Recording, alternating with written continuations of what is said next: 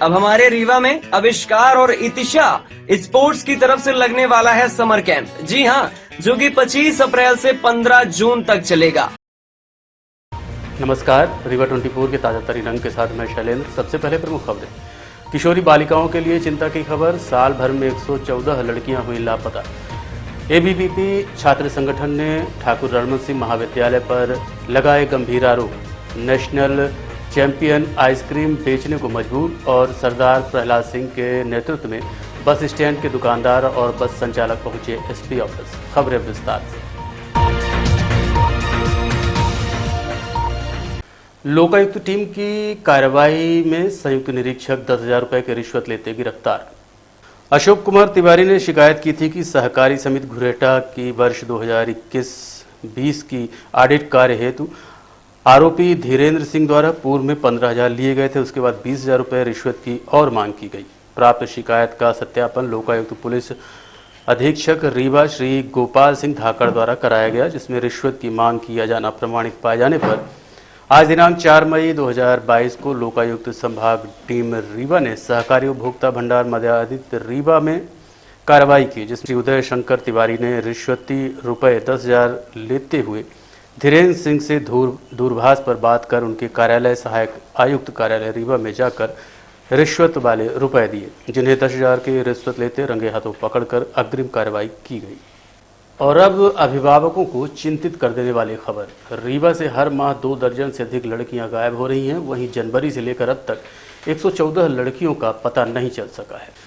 ये खबर आपको हैरान कर देगी, क्योंकि रीवा जिले में अब तक 114 लड़कियों के गायब होने की खबर है। सर्वाधिक घटनाएं ग्रामीण इलाकों में हुई हैं, जहां 14 से लेकर 17 साल की किशोरियां गायब हो रही हैं, या यूं कहें कि उनका अपहरण हो गया, वो बहकावे में आकर चली जाती हैं। 1 जनवरी से 15 अप्रैल के बीच 114 लड़कियां लापता हुई। हालांकि 196 लड़कियों को पुलिस ने बरामद भी किया है। गायब 26 बालिकाओं की बरामदगी अभी तक नहीं हो सकी है।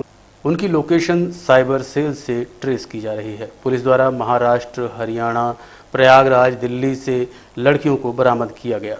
ये चिंता का विषय है और अभिभावकों और समाज के लोगों पर इस पर ध्यान देने की जरूरत है। 80% घटनाओं में शादी का झांसा ही कम उम्र की बच्चियों को प्रलोभन देकर युवक उनको अपने साथ ले जाते हैं और शादी के नाम पर दरिंदगी का शिकार करते हैं। इस संबंध में एडिशनल एसपी शिव कुमार वर्मा ने हमसे बताया। निश्चित रूप से जैसा कि हमारे पास जो आंकड़े हैं 2012 से आंकड़े हैं लंबित, उसमें से बहुत सारी बच्चियां जो जाती हैं, लगभग एवरेजन 2 दर्जन के आसपास बच्चियां हर महीने में चली जाती हैं और इसके बाद दस्तयाब भी होती हैं। इसमें से जैसे जनवरी से अभी तक 114 के आसपास बच्चियां गई हैं अभी तक, और उसमें से हम लोगों ने 196 बच्चियों को दस्तयाब भी किया है। इसमें से प्रदेश से और प्रदेश के बाहर से कई राज्यों से दस्तयाब किया है। और इसमें कारण है कि जो 196 दस्तयाब हुई हैं, उसमें जो 2021 की बच्चियां थी, उसके पहले की बच्चियां थी, उनको भी दस्तयाब कर रहे हैं लगातार। तो पुरानी बच्चियां भी जो रह गई हैं उनको भी लगातार दस्तयाब कर रहे हैं। अभी 114 में से इस साल की जो बच्चियां थी वो करीब 71 के आसपास दस्तयाब हुई हैं, और बाकी के लिए उनका भी प्रयास चल रहा है। इस तरह से पुलिस लगातार प्रयास कर रही है हर बच्ची के बारे में, उसके माता पिता से मिलना, उनसे जानकारी लेना, क्योंकि इसमें से ज़्यादातर बच्चियाँ जो हैं किसी न किसी के साथ प्रलोभन में या शादी के उसमें गई हुई हैं, और जब दस्तयाब होती तो उनकी कहानी स्पष्ट। सरदार प्रहलाद सिंह के नेतृत्व में बस स्टैंड के दुकानदार और बस मालिक व्यवस्थाओं को लेकर रीवा एसपी को ज्ञापन देने पहुंचे। पुराने बस स्टैंड के निर्माण कार्य के चलते व्यापारियों का व्यापार ठप पड़ा हुआ है। बसों का आवागमन भी बंद है, जिससे स्थानीय व्यापारियों को काफ़ी दिक्कतों का सामना करना पड़ता है। वहीं आने जाने वाली सवारियों को अलग से किराया भी लगता है।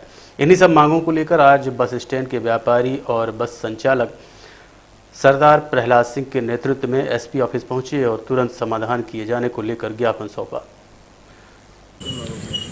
जी, आपको जैसा कि मालूम है कि 2 माह से पुराने बस स्टैंड में बसें खड़ी नहीं करने दी जा रही हैं और उसको रेलवे तराहे पे खड़ा किया जा रहा है। उससे मोटर मालिकों को तो परेशानी बहुत ही है और यात्री परेशान हैं, दुगना किराया लग रहा है।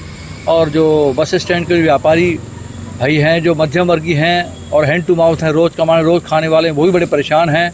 और हम लोग एसपी साहब से पहले मिल चुके हैं और डिप्टी एसपी ट्रैफिक से मिल चुके हैं 2 बार, लेकिन कोई उसमें प्रोग्रेस नहीं हो पा रही है। जैसा कि बीच में अखबार में आया था कि कलेक्टर साहब ने ठेकेदार को बुलाया, कहा था कि आप रात को काम करिए, सुबह रात को 10 से 6 बजे तक काम करिए।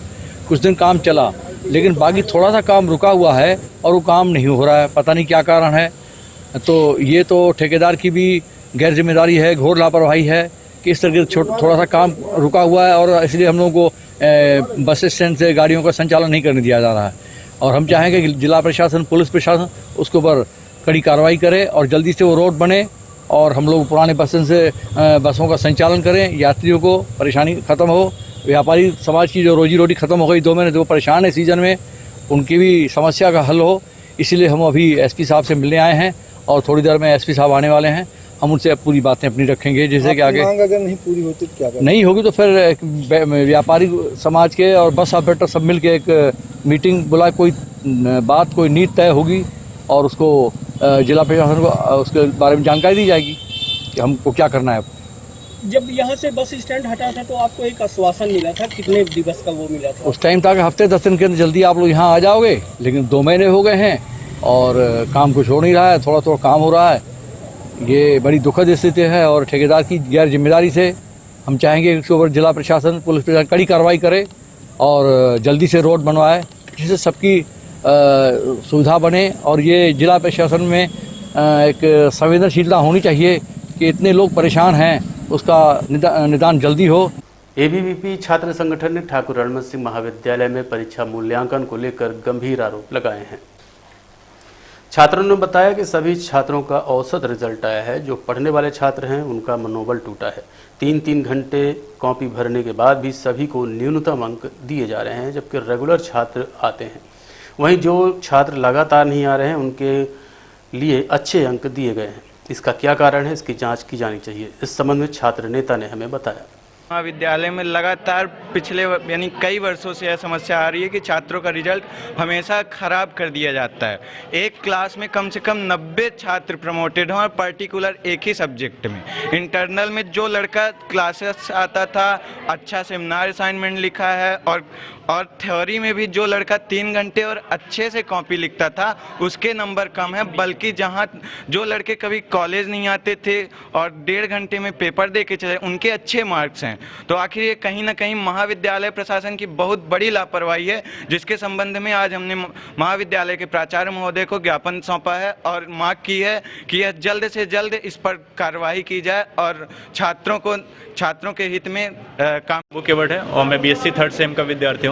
हमारा भी रिजल्ट आया है जिसमें सभी बच्चे पूरे बीएससी मैथ ऑनर्स के मैथ सब्जेक्ट में सभी का बहुत कम नंबर है। आप समझ लीजिए थ्योरी में 150 नंबर के कुछ पेपर में उसमें 10 नंबर मिला है, 2 नंबर मिला है, 3 नंबर मिला है, और जो कि ऐसा हो ही नहीं सकता है कभी, क्योंकि उसमें 10 नंबर के तो ऑब्जेक्टिव होते हैं और लॉजिकली 2-3 नंबर उसमें तो ऑब्जेक्टिव में मिल जाएंगे। अगर कोई कितना भी गलत लिखता है तो उसमें मिल जाएंगे। तो हमारी मांगे हैं कि हमारी जो कॉपी है उसे फिर से चेक करवाई जाए और जो भी जितना सुधार हो सकता है बच्चों को किया जाए, जिससे हमारा भविष्य में आगे गड़बड़ न हो। वहीं इस संबंध में कॉलेज प्राचार्य से हमने बात की, उनका क्या कहना है आप सुनिए। सेम के परिणामों के संबंध में बात की है और मैं इसको परीक्षण करवा रहा हूँ कि कितने % रिजल्ट है इनका, और इसके बाद कमेटी बनाएंगे और कमेटी जैसा निर्णय करेगी उसके अनुरूप आगे की कार्रवाई की जाएगी। सर, इनका कहना है कि दोबारा एक बार कॉपी चेक करवा ली जाए। कॉपी चेक करने का कोई प्रावधान नहीं है, दोबारा पुनर्गणना के लिए है, पुनर्मूल्यांकन के लिए नहीं है, सेमेस्टर होने के कारण। दिव्यांग नेशनल चैंपियन आइसक्रीम बेचने को मजबूर है। 4 साल की कठिन मेहनत के बाद उसने ओडिशा के भुवनेश्वर में कलिंगा स्टेडियम में एथलेटिक्स की 20वीं नेशनल चैंपियनशिप में ब्रांज मेडल जीता था। 28 मार्च से 31 मार्च के बीच आयोजित की गई प्रतियोगिता में उसकी सफलता की राह आसान नहीं थी। उसके पास प्रैक्टिस करने के लिए जूते नहीं थे। नंगे पैर कंकड़ पत्थर भरे मैदान में उसने दौड़ कर प्रैक्टिस की। सचिन ने 2015 से 2019 तक क्रिकेट खेला, लेकिन दिव्यांग होने के कारण क्रिकेट में कुछ खास सफलता हाथ नहीं लगी। इस बीच ग्वालियर के एथलेटिक्स कोच बीके धवन से संपर्क हुआ। उन्होंने एथलेटिक्स में आने को कहा। हालांकि एथलेटिक्स की भी डगर आसान नहीं थी। सबसे पहले ग्वालियर में ट्रायल हुआ, वहां से स्टेट टीम में सिलेक्शन होने के बाद भोपाल स्टेडियम पहुंचा, जहां कई दौर के प्रशिक्षण के बाद 2020 में नेशनल क्वालिफाई किया। लेकिन कोविड के कारण प्रतियोगिता रुक गई। बाद में 2021 में प्रतियोगिता हुई और 100 मीटर में चौथा स्थान मिला। सचिन उमरिया जिले के असोड़ के समीप पटना गांव के रहने वाले हैं। परिवार में माता पिता के साथ 4 बहनें और 2 भाई हैं। परिवार की माली हालत अच्छी नहीं है, जिसके चलते आइसक्रीम का ठेला लगाते हैं। सचिन चौथी रैंक आने के बाद भी हताश नहीं हुए और लगातार प्रैक्टिस करते रहे। बिना किसी सुविधा के सचिन के भाई और पिता आइसक्रीम का ठेला लगाते हैं, जिनके साथ वो भी हाथ बटाते हैं, जिससे घर का खर्च चल रहा है। सचिन का ये ठेला राकेश आइसक्रीम सेंटर के नाम से ढेकाहा तिराहे पर लगता है, जहां वो दिन भर आइसक्रीम बेचते हैं। मेरा नाम सचिन साहू है। मैं छोटे गांव से बिलोंग करता हूं, पटना से।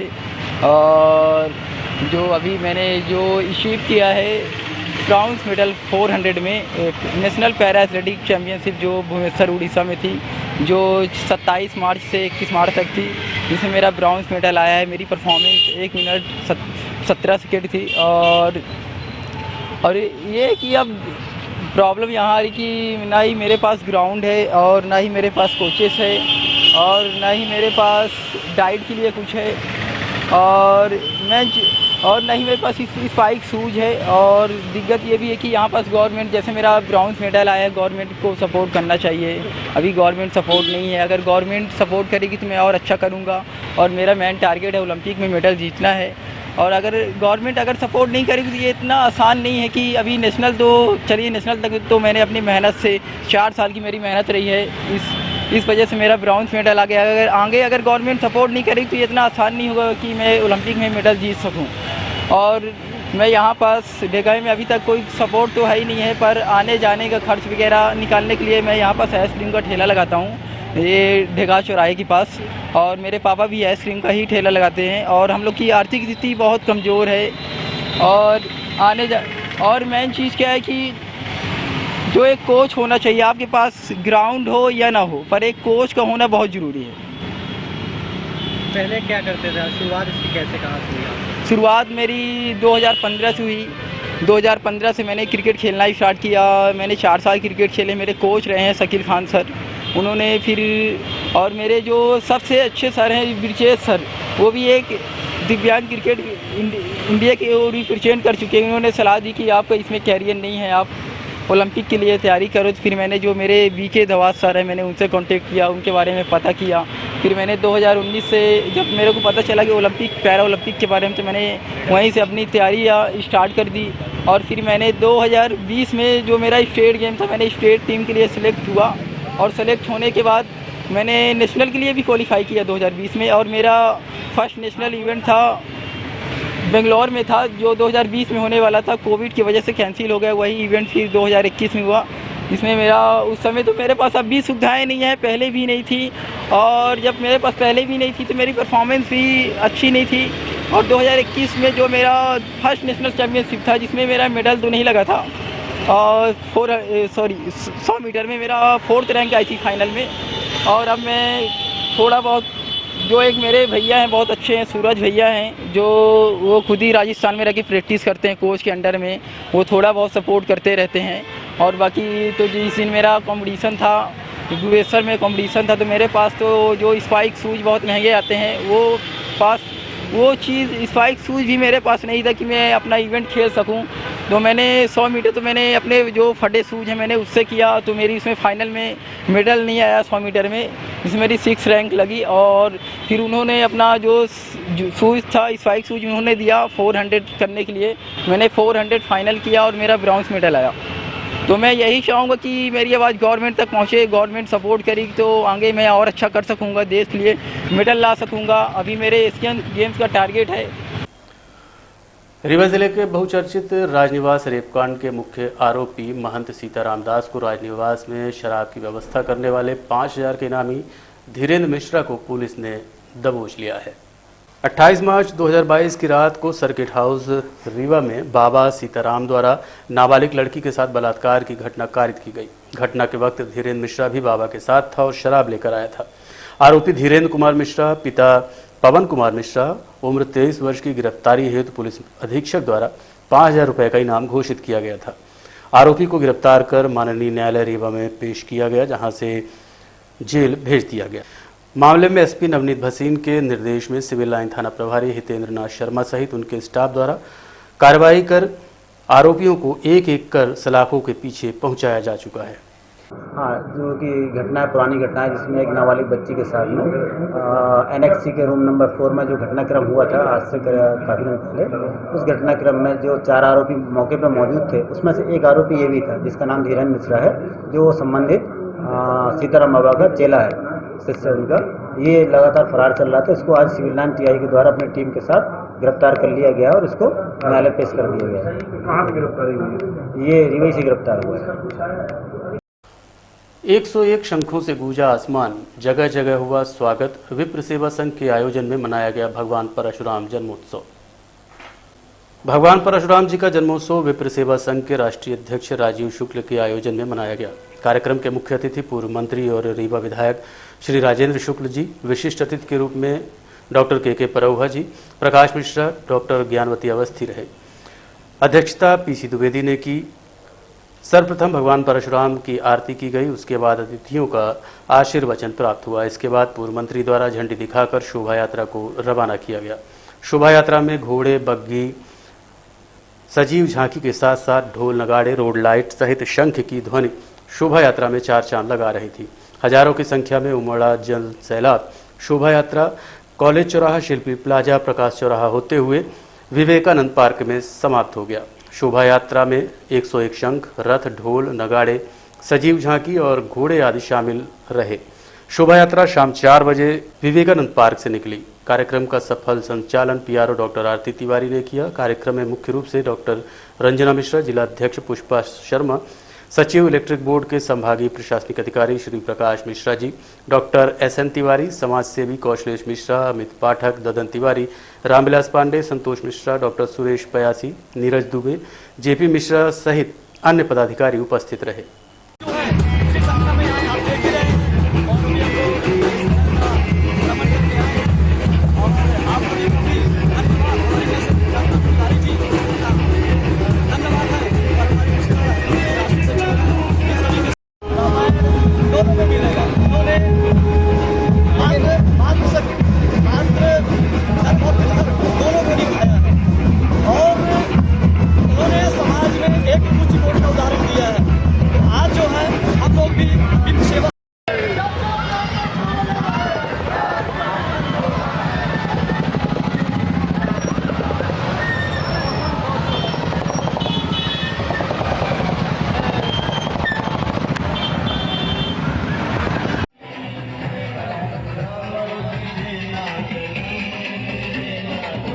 देखते रहिए रीवा 24 न्यूज। मिलते हैं छोटे से ब्रेक के बाद। इंडियन ऑयल लाया CNG का धमाका, कीमत भी कम, माइलेज भी ज्यादा।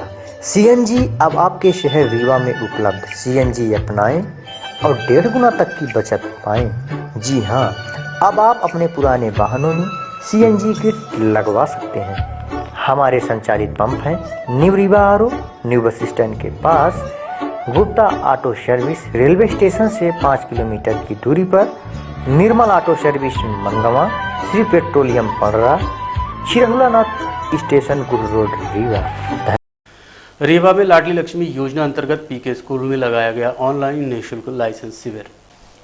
लाडली लक्ष्मी उत्सव 2 से 11 मई तक मनाया जा रहा है। उत्सव के तीसरे दिन 4 मई को कन्याओं को निःशुल्क ड्राइविंग लाइसेंस बनाने के लिए शासकीय PK स्कूल में शिविर लगाया गया। इसमें छात्राओं के निःशुल्क ऑनलाइन ड्राइविंग लाइसेंस बनाए गए। प्रतिभा पांडे ने बताया कि छात्राएं अपने आधार कार्ड की मूल प्रति, अंक सूची की छाया प्रति, स्वयं की पासपोर्ट की फोटो, माता पिता के आधार कार्ड अथवा मतदान पत्र की फोटो के साथ शिविर में उपस्थित होकर अपना ड्राइविंग लाइसेंस बनवा सकती हैं। प्रतिभा पांडे ने जिला परिवहन अधिकारी को शिविर में ड्राइविंग लाइसेंस बनवाने के आवश्यक निर्देश भी दिए हैं। पूरे मध्य प्रदेश में 2 से 11 मई तक लाडली लक्ष्मी उत्सव मनाया जा रहा है, जिसके तहत ऐसी बच्चियां जिन्होंने 16 वर्ष पूर्ण कर लिए हैं एवं उन्हें लाडली लक्ष्मी का लाभ मिला है, उनको शिक्षा विभाग एवं परिवहन विभाग के सहयोग से महिला बाल विकास पिंक ड्राइविंग लाइसेंस बनवा रहा है। और आज यहाँ PK स्कूल में विभिन्न विकास खंड के BRC उपस्थित हुए हैं और साथ ही बच्चियों को भी हम लोगों ने बुलाया है जो कि अपने डॉक्यूमेंट्स और टेस्ट देकर पिंक ड्राइविंग लाइसेंस बनवा रही हैं। ये शहर अंतर्गत ही जो है मैम की समस्त जिले का है, पूरे सभी 9 विकास खंडों का। पहले लाडली लक्ष्मियों को बनवाया जाएगा, उसके पश्चात जो भी बालिकाएं इच्छुक हैं और निर्धारित योग्यता जैसे 16 वर्ष की आयु पूर्ण कर चुकी हैं उनका भी बनवाया जाएगा। पहले प्राथमिकता में लाडली लक्ष्मी बालिकाओं का। देखते रहिए रीवा 24 न्यूज। मिलते हैं छोटे से ब्रेक के बाद। हड्डी जोड़ एवं रीढ़ रोग तथा स्त्री रोग एवं प्रसूति रोग का इलाज एक ही छत के नीचे। विघ्नहर्ता hospital and trauma centre, hotel landmark के पास, रतहरा, रीवा। डॉक्टर संतोष सोनी, पूर्व चिकित्सक, बॉम्बे हॉस्पिटल, मुंबई। हड्डी जोड़ एवं रीढ़ रोग विशेषज्ञ, छोटे चीरे एवं दूरबीन विधि द्वारा हाथ तथा पैर की हड्डियों का ऑपरेशन। गठियाबात, जटिल एवं बिगड़े हुए फ्रैक्चर का बेहतर इलाज करते हैं डॉक्टर संतोष सोनी। विघ्नहर्ता हॉस्पिटल ट्रॉमा सेंटर में ही स्त्री एवं प्रसूत रोग विशेषज्ञ डॉक्टर शैलजा सोनी भी उपलब्ध हैं, जिनकी देखरेख में नॉर्मल डिलीवरी, सिजेरियन ऑपरेशन एवं बच्चेदानी से संबंधित ऑपरेशन की बेहतर सुविधा। संतानहीन दंपत्ति तत्काल संपर्क करें। विघ्नहर्ता hospital and trauma centre, hotel landmark के पास, रतहरा, रीवा। सुविधाजनक एवं सफल इलाज हेतु आज ही संपर्क करें। विघ्नहर्ता hospital and trauma centre, hotel landmark के पास, रतहरा, रीवा। मोबाइल नंबर 7828781983 अथवा 8462956774 पर। एक जिला एक उत्पाद कार्यक्रम के तहत रीवा जिले में बांस के पौधों के रोपण का लक्ष्य रखा गया है। मुख्यमंत्री द्वारा एक जिला एक उत्पाद कार्यक्रम प्रारंभ किया गया है, जिसमें हर जिले में से उत्पाद में परंपरागत सूक्ष्म एवं लघु उद्योगों को बढ़ावा देना है। जिले में रोजगार में वृद्धि, आत्मनिर्भर भारत का निर्माण हो। कलेक्टर श्री मनोज पुष्प द्वारा रीवा के निर्देशानुसार बांस कृषि योजना में अच्छी किस्म के पौधों का रोपण कर बांस की खेती को बढ़ावा देना है। बांस की बाजार में उचित कीमत मिलने से कृषकों को अतिरिक्त आय का साधन उपलब्ध होगा। साथ ही बांस आधारित स्थानीय शिल्पकारों को कच्चा माल सहज उपलब्ध हो सकेगा। बांस रोपण के संबंध में स्वप्निल बानखेड़े, IAS मुख्य कार्यपालन अधिकारी, जिला पंचायत रीवा ने संबंधित अधिकारियों के साथ 4 मई को 11 बजे बैठक आयोजित की। उन्होंने बताया कि इच्छुक किसान उपस्थित होकर बांस की खेती हेतु लाभ ले सकते हैं। देखिए, मध्य प्रदेश के 3 जिलों में 1 डिस्ट्रिक्ट 1 प्रोडक्ट के अंतर्गत बांस का चयन किया गया है। रीवा जिला भी उसमें से एक है और रीवा में बांस उत्पादन को लेकर के काफ़ी प्रयास कलेक्टर महोदय के मार्गदर्शन में किए जा रहे हैं।